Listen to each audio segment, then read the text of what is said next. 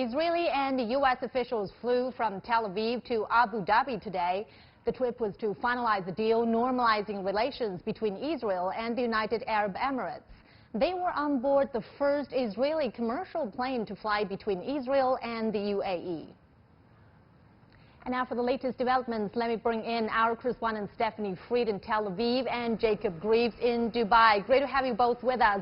Now, Stephanie, this is the first direct flight since Israel and the UAE agreed to normalize ties. Tell us about this historic flight, its air route, as well as its symbolism.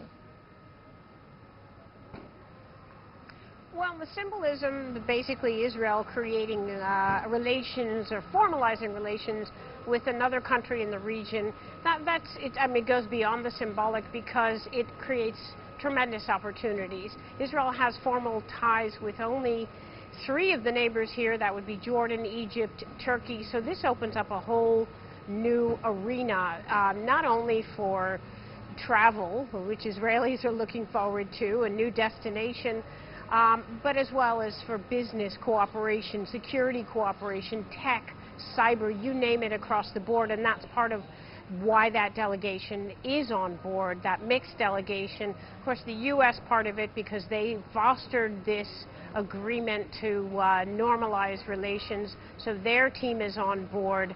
And the delegates, there are dozens of people on that flight, and the delegates represent those different arenas that I just mentioned. You were asking about the flight route. It seems like really nothing happens in this region without just a wee bit of controversy, and the flight route also had some controversy involved because the question was, how was the flight going to get there? Had it had to circumvent Saudi Arabia, which Israel has no formal ties with, it would have taken about 9 hours.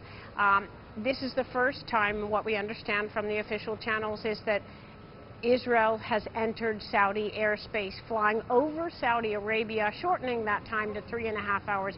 That's also a historic first en route to the historic first of formalizing ties. So there's a lot new happening here, a lot of firsts, very exciting certainly for Israel. Absolutely. And delegates from both the U.S. and Israel were on board that plane. Jacob, can you give us a detail on the schedule of these delegates, please? Sure, well, they are expected to land very shortly, with Israeli, UAE and American flags flying at the Abu Dhabi airport to greet the delegations from Israel and the US. Now, when they land, they're set to be a brief statement when leaving the plane, marking the occasion. Then they're expected to be whisked away for meetings behind closed doors. There was originally supposed to be a press conference later today, but that's been postponed. The Israeli delegation are expected to visit the Louvre Art Museum and the Grand Mosque, 2 major Abu Dhabi tourism sites. But apart from that, very few details of what meetings have been made public.